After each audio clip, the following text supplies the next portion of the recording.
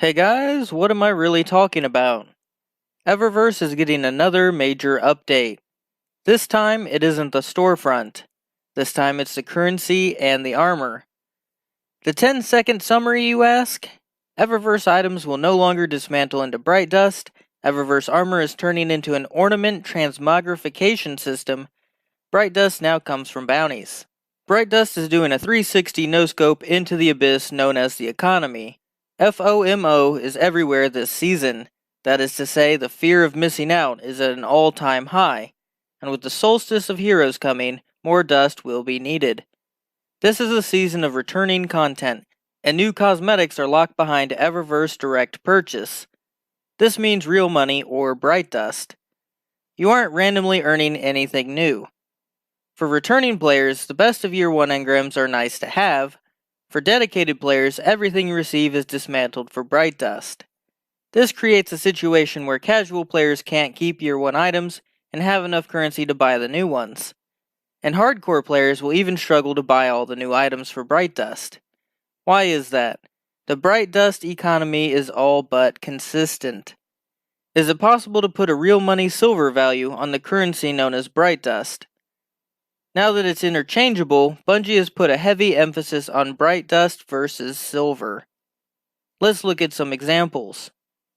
A rare emote is worth 400 bright dust, a legendary transmat effect is 450, a legendary weapon ornament is 700, an armor piece is worth 1200, a legendary emote is worth 1250, a legendary ghost projection is worth 1500, an exotic armor ornament is worth 1950, an exotic ship is worth 2000 bright dust, an exotic sparrow is worth 2500, and an exotic emote is worth 3250 bright dust.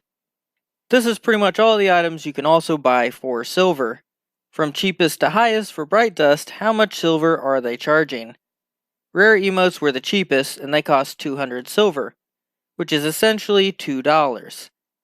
And there we have it in its basic form. 2 bright dust costs 1 penny. And as we go through the other items, that's not the same for every item. The next item is a legendary transmit effect. While also being $2, it costs 450 bright dust, being about 1 penny for 2 dust. A legendary weapon ornament is 400 silver and costs 700 bright dust. That is a penny per 1.75 dust, making it the most expensive item for silver versus bright dust. An armor piece is 1200 dust. Since you have to buy armor in sets of 5, 6000 bright dust is 1200 silver. That makes it very cheap, only costing 1 penny for 5 bright dust. Of course, you also get bonus silver for spending $10 or more, making it a better deal. But since the package costs 1200 silver, you have to spend at least $15 from the store to buy it, and you will have 400 silver left over that you don't want.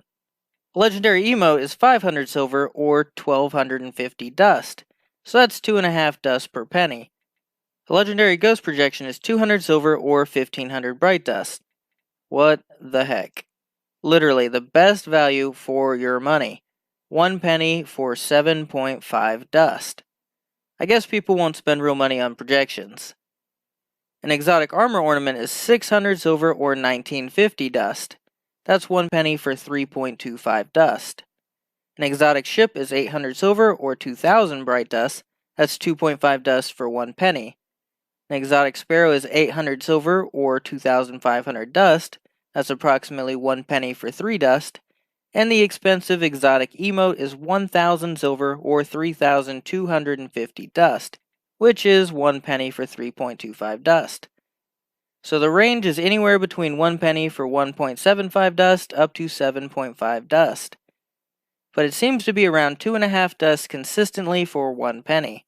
Putting that into perspective, you are buying a Fireteam medallion for 20 cents to boost your XP to get more bright dust. If you're going to spend silver wisely, use it on ghost projections or on armor sets. Next topic. There are actually calculated drop rates for every item from bright engrams posted on Bungie.net. A quick look shows that the odds of getting legendary items and shaders is the highest. The odds of drops were actually changed this season and will play a big role next season.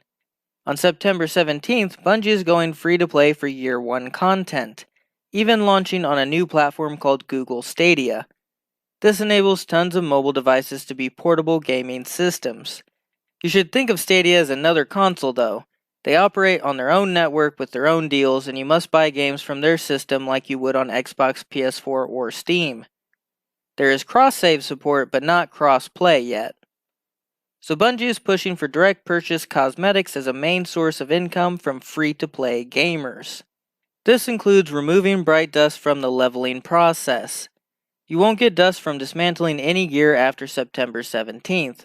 Everything will be legendary shards and glimmer. Eververse items will now be obtainable from the collections with shards and glimmer. Eververse armor is going full cosmetic. More on Armor 2.0 is still to come, but legendary armor will now have a universal ornament slot, a step towards transmogrification. This will allow all Eververse items in your collections to be put on your armor without modifying its stats or perks. The new source for bright dust will be bounties. This will promote picking up bounties from vendors at the start of each Destiny session. Confirmed sources are Vanguard, Crucible, and Gambit bounties. Because the next sentence mentions after you complete all your bounties for the week, they sound like they are weekly bounties. After those weekly bounties, there will still be an additional avenue to keep grinding bright dust. This is likely referring to Eververse bounty notes for Eververse bounties. You know, those things you rarely pick up because they aren't worth it. Why is Bungie telling us this? Because the need for bright dust is at an all-time high, and this is the solution they propose. Dismantle all of your Eververse items now. Essentially, all Eververse items are worth more now than ever by being dismantle fodder. They are an instant source of bright dust, and you can get them back with legendary shards and glimmer starting September 17th. Should we keep anything, all Eververse items are going to be reacquirable from collections. This solves a vault storage problem, as well as unifying old and new armor systems. Collections is pretty foolproof. Dismantling things now will not cause trouble in the future. It's the only course of action. Any bright dust item you aren't sentimentally attached to should be dismantled this season. The only exceptions to this would be ghosts that you have used the ghost perk exploit on, spares and ships you are using, or armor pieces with rolls you are using, such as the Optimus C set for the new mod slots. Everything else needs to go. If you like them, you can apply them to any new legendary armor after September 17th. This also means dismantling your transmog effects and shaders. To bulk dismantle shaders, go to Master Rahul in the tower. This creates a new problem. How do I know what's an Eververse item? I'm sure other ways will arise, but right now the easiest solution is Destiny Item Manager. After linking your account, go to the search bar in the top right. Put in source:"Eververse with no spaces. This will highlight all items from Eververse. Now you can determine what items dismantle into bright dust. Dismantle most of that crap. Then save your bright dust or spend it this season to enjoy the new items. Looking for links to what I'm talking about in this video? Check the description below. Cheese forever, Guardian!